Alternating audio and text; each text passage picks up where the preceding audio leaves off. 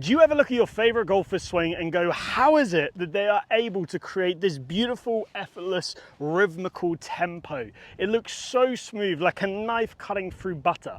But then when you look at your own swing, it looks tense, it looks rigid, it looks jolty, it looks anything but smooth and rhythmical. Well, today I'm going to take you through a process that's going to allow you to develop that silky smooth tempo so you can hit the ball longer than ever, better than ever, and have the glue that holds your swing together. So the first thing that we need to do is talk about tension, because tension is sort of the key when it comes to this rhythm and tempo. So here's the thing, you will hear most tour pros say, I feel like I'm gripping it very lightly. And here's the thing, is at address, they are gripping it very lightly.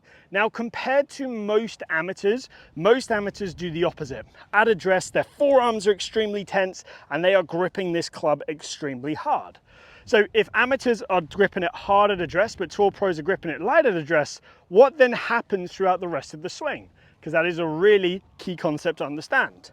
So most amateurs grip it super tight at address. Then as they start to swing back, they actually start to loosen their grip pressure, and often you'll see sort of their hands start to open up at the top, and then from there, they'll cast the club on the way down. But tour pros, they start nice and relaxed, and in the takeaway, it'll gradually start to actually gain some tension. So they'll start to grip this club harder.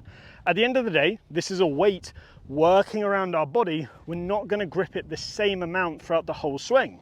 So they'll start light. As they swing, it gradually gets tighter to where they pull in transition. This is where they're gripping the club the tightest. The key is at address, we're starting with that nice relaxed pressure there. So then from there, as I take it back, the club can start to swing with some momentum. As it swings, our grip pressure will naturally tighten to control the club to where it's gripping its tightest around here.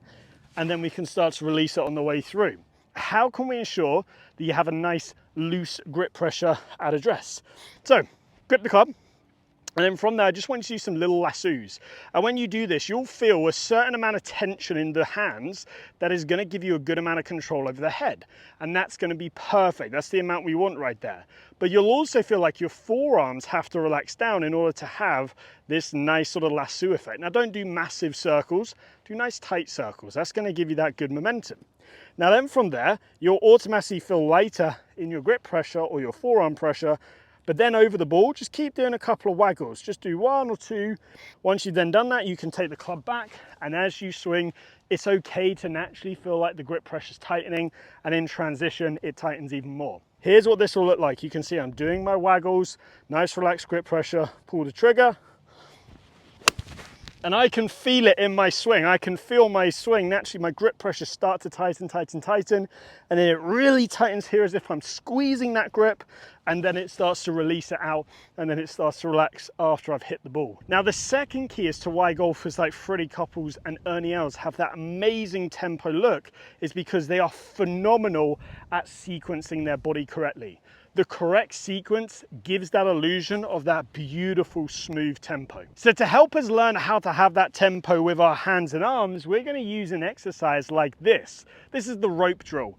Now you can buy something very similar online. I made this myself. I went down to my local Home Depot, bought about 6 feet of rope, tied it up, made a grip up here, tied the end there. Now what I'm going to do is I'm going to swing this around my body, and I'm going to feel this natural rhythm of the swing. Now when this hits my back, as you see here in the backswing, it's as if it's giving me a little bit of a pause of my upper body. Now during this pause is when I'm actually going to start to shift back towards the target, and then I can swing everything through. But it helps me get nice and smooth with this rhythm. It is absolutely beautiful. You'll see Dr. Kwon do stuff like this. This is phenomenal for helping you just learn that little pause and transition, then you can accelerate. Pause, accelerate. Now when I'm pausing, I'm not just stopping. Watch my feet. As I pause, my feet are moving. I'm shifting the pressure. Now once you've done that a couple times and you've gotten the rhythm right there, I'm then going to repeat that with the club. So I'm going to feel that beautiful tempo, swing, pause, swing, swing, pause, swing. And I love saying words like that because that little pause, as much as the upper body is staying quiet and the hands are kind of having a second before they start to accelerate very quickly, That little pause gives me time to get my feet sorted. It gives me time to shift my weight. It is crucial. Let me hit a shot with that feeling. Swing, pause, swing.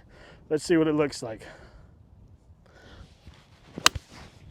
That was phenomenal, that strike. That felt so smooth. So if I do this here, if I set up, swing, pause, swing. Let's see if we can roast one down there with a beautiful high straight ball flight.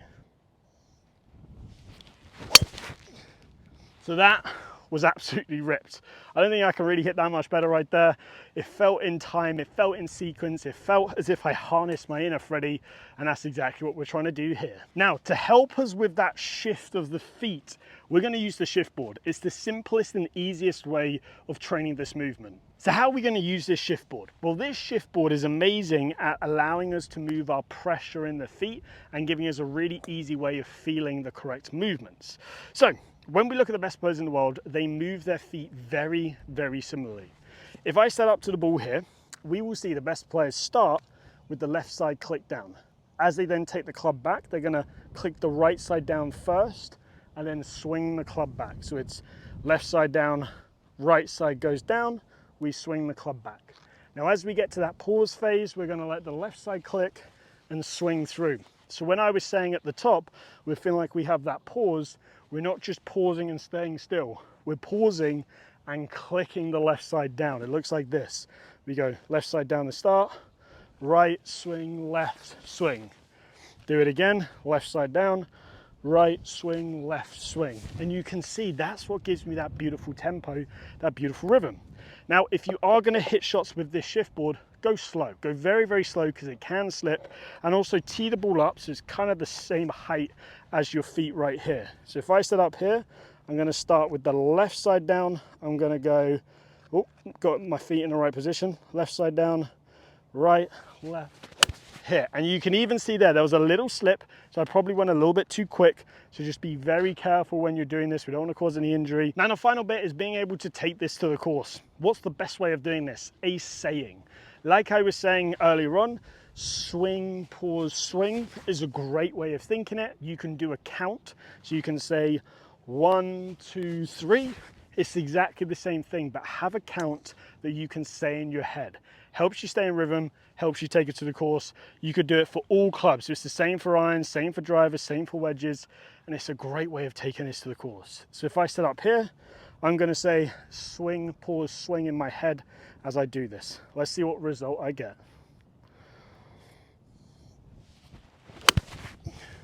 And as you can see, that was a nice straight shot. If I play it back, the rhythm was looking good, smooth tempo, harnessing my inner Freddy.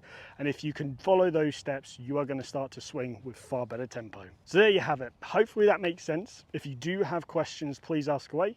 And if you want more one-to-one coaching, I offer online coaching on the Skillest platform. The link is down below.